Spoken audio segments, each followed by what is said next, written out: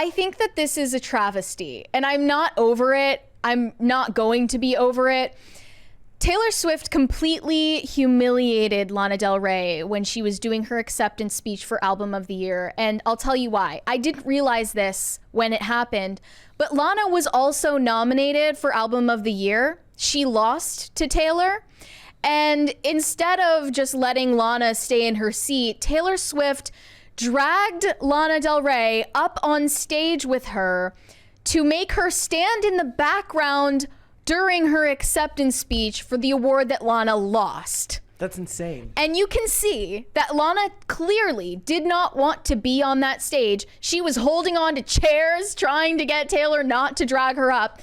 And I just thought this was some classic mean girl, narcissist behavior. I compared her to a homecoming queen, a mean girl homecoming queen vibe, because there's the theory that you freeze at the age and maturity you were when you started getting famous. For Taylor Swift, that's age 16, and that's how old she acts, even though she's 34 years old.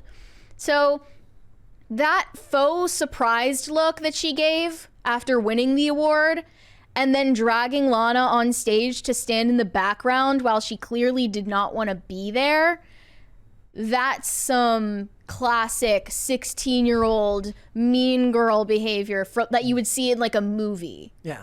And I just can't get over it. It's like, I don't know. She just seems like very socially inept. Like, how would you not understand? I did not know that she was nominated for an award. That's I didn't insane. either. And yeah, and then she gave her this little nod in the middle of her acceptance speech. Taylor Swift said, "I think so many female artists would not be where they are and would not have the inspiration they have." Thank you. Thank you. If it weren't for the work that she's done. Lana Del Rey. I think she's a legacy artist, a legend in her prime right now. But not as good as me, she says. But not as good as me, because I won the award and I'm in my prime right now. It doesn't help that she's like a tall, leggy blonde. Of course not. And I mean, clearly it's just so ironic that Taylor Swift is naming her album The Tortured Poet Society, because Lana Del Rey is like the definition of a tortured poet. She literally put out a spoken word poetry album that no one cared about. And she's criminally underrated, which is part of her brand. Crispy Leg Transport LLC says, breaking news. I'm cooking a pot roast and baking chicken. Half dozen chicken legs. I bet Jay-Z can't do that. I love being in the background while you cook chicken. Yes. That's fun. Also, I wanted to read out some tracks from... Andrina says she acknowledged Lana in her contributions at the beginning of her speech. Yes, she should have done that while Lana was left to be in her chair. Yeah, she I should still not have think just that dragged her up on stage to say, sit in the background while I also acknowledge you and make you feel like less than. She acknowledged Lana because Lana was featured on one of the songs on Midnights. So I understand mentioning her, but I don't know, just drawing attention to someone who just lost the award that you won. I feel like it's just classic textbook covert narcissist behavior. Well, it's the same thing. I mean, people point this out whenever she goes out to dinner with her friends, it just looks like a mean girl clique. Yeah, literally. Like, she's always just gallivanting about the city, going to dinner and gossiping about their boyfriends like she's a teenage girl. Terrence Rice is correct. Del Rey is va-va-voom. She is. Yes, she is. She always has been. So here's the track list for Taylor Swift's new album. I'll just mention some. The Tortured Poets Department, self-titled. My Boy Only Breaks His Favorite Toys. Down Bad. So Long London. But Daddy I Love Him. Fresh Out the Slammer. Guilty as Sin. Who's Afraid of Little Old Me? I Can Fix Him. Parentheses, no really, I can. Would that make these the Harry Styles song? I'm sorry, would they make these the Maddie Healy songs then, given the time frame? I think given the time frame, it's around her breakup with Joe Alwyn, who is also British. The idea of the billionaire tortured poet is hilarious. The Tortured Billionaires Department. But I was a millionaire when I wrote them, not a billionaire. I was much more tortured when I was a millionaire rather than a billionaire. Lana Del Rey is really bad at marketing herself and promoting her work, which means she, in my opinion, she's a better artist because she doesn't understand the business side of the industry. And that's why she's so underrated. And that's what makes her the tortured poet. So it's just really ironic to me that Taylor Swift is out here calling herself a tortured poet when she in fact is a billionaire with 2 private jets. Well, it's just very hard to imagine. Yeah, it's just very hard for people to buy into the tortured artist act when you're basically a product now. Yeah. Here were some tweets. Dragging Lana to the stage was such a mean girl move disguised as a look at me, I'm a girl's girl, I'm so quirky facade.